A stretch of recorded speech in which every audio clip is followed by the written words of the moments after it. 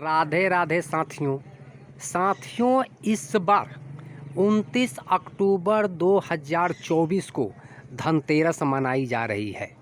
तो साथियों इस दिन हम धनतेरस के दिन क्या खरीदें क्या नहीं खरीदें और क्या दान करें क्या नहीं दान करें, इन सारे बातों पर आज हम विस्तृत रूप से जानेंगे और जानेंगे कि धनतेरस के दिने अमीर लोग तो सोना चांदी कार बंगला खरीदते हैं, लेकिन गरीब लोग क्या खरीदें। तो साथियों गरीब लोगों के लिए, और चाहे अमीर हो चाहे वो कितनों पैसे वाले हों चाहे कम पैसे वाले हों, तो साथियों झाड़ू तो हर घर में ख़रीदा जाता है। और अगर आप झाड़ू खरीदकर इस दिन धनतेरस के दिन अगर मंदिर में आप दान कर देते हैं तो माँ लक्ष्मी काफ़ी प्रसन्न रहती है और आपके घर में कोई भी दुख तकलीफ़ है, किसी भी प्रकार की कष्ट है, वो चाहे आर्थिक तंगी है, अगर आपके बच्चे की नौकरी नहीं लग रही है, अगर किसी भी प्रकार की आर्थिक स्थिति कमज़ोर है, आप अगर पैसा तो कमाते हैं लेकिन वो सारा पैसा खर्च हो जाता है, आपके हाथों में पैसा रहता नहीं है, तो साथियों इसके लिए हम क्या करें, क्या उपाय करें। तो साथियों अगर आप पैसा तो बहुत कमाते हैं लेकिन आपके हाथों में पैसा रहता नहीं है, पैसा तो आता है खर्च हो जाता है, तो इन सारे कष्टों को दूर करने के लिए और माँ लक्ष्मी को प्रसन्न करने के लिए साथियों अगर आप मंदिर में झाड़ू खरीदकर अगर दान कर देते हैं तो माँ लक्ष्मी आप पर प्रसन्न रहती है और आपके हर प्रकार के कष्टों को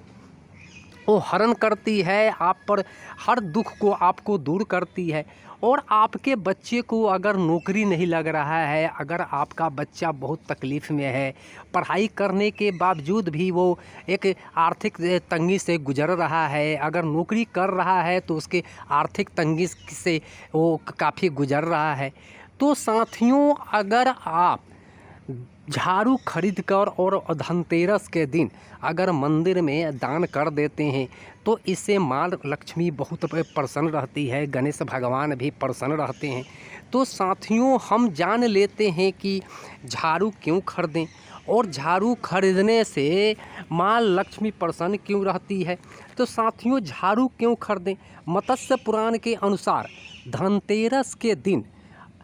अगर आप झाड़ू खरीद कर और मंदिर में अगर दान कर देते हैं तो साधक की आर्थिक स्थिति पर इसका सकारात्मक प्रभाव पड़ता है, इसलिए झाड़ू खरीदा जाता है। और धार्मिक मान्यताओं के अनुसार अगर झाड़ू माता लक्ष्मी के स्वरूप माना जाता है, धनतेरस पर झाड़ू खरीदने से घर में सुख समृद्धि और धन की वृद्धि होती है। झाड़ू घर में पसरी दरिद्रता को दूर करती है। तो साथियों झाड़ू अगर आप दान कर देते हैं तो झाड़ू से माँ लक्ष्मी काफ़ी प्रसन्न रहती है। और इस दिन अगर रीति रिवाजों के अनुसार अगर देवी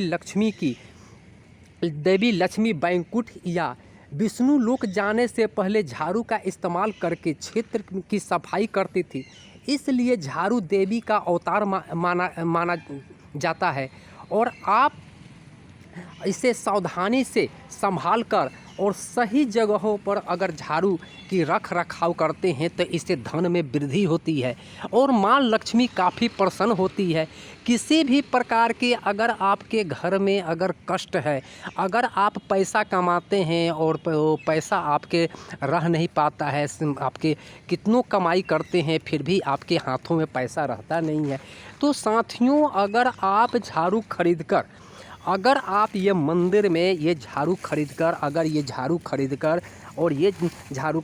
अगर आप मंदिर में दान कर देते हैं तो इससे माँ लक्ष्मी काफ़ी प्रसन्न रहती है और आपकी जितने भी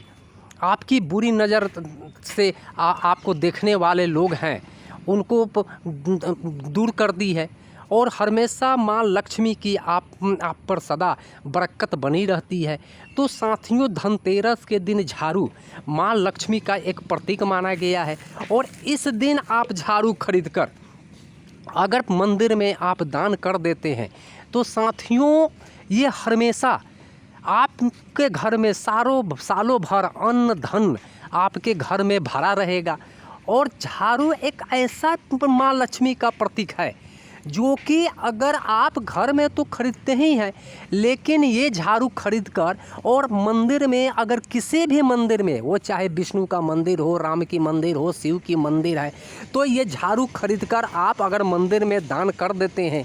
तो सदा ही आप पर माँ लक्ष्मी और गणेश की कृपा आप पर बनी रहती है और आपके घर में किसी भी प्रकार का कष्ट नहीं होगा। आपका धन संपत्ति आपके घर में हमेशा सुख सुविधा धन आपके भरा रहेगा और आपके घर में आपका किसी भी प्रकार का, आप जैसे कि किसान हैं तो किसानों के खेत खलिहानों में हमेशा क्या होता है कि एक फसल कम होता है। तो अगर आप मंदिर में अगर तीन